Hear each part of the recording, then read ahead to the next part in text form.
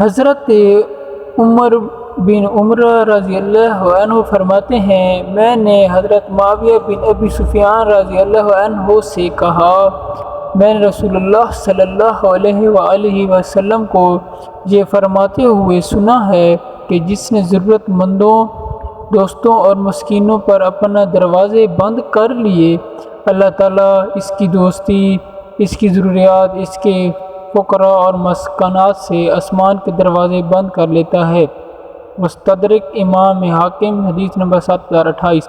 حضرت عبداللہ بن عمر رضی اللہ عنہ فرماتے ہیں کہ رسول اللہ صلی اللہ علیہ وآلہ وسلم نے ارشاد فرمایا، جب تم دیکھو کہ میری امت ظالم کو ظلم کہنے سے ڈر رہی ہے تو سمجھ لو کہ دعاؤں کی قبولیت ان سے رخصت ہو گئی ہے۔ مستدرک امام حاکم 7036 حدیث نمبر۔ حضرت عبداللہ بن مسعود رضی اللہ عنہ فرماتے ہیں کہ رسول اللہ صلی اللہ علیہ وآلہ وسلم نے ارشاد فرمایا،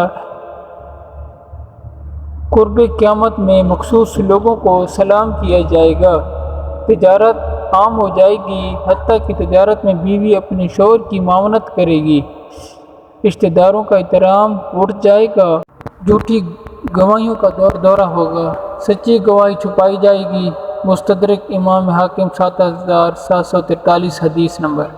حضرت ثوبان رضی اللہ عنہ سے مروی ہے کہ نبی اکرم صلی اللہ علیہ وآلہ وسلم نے ارشاد فرمایا، اللہ تعالیٰ نے رشوت دینے والے اور رشوت لینے والے اور ان دونوں کے درمیان رشوت کا معاملہ طے کرنے والے پر لعنت فرمائی۔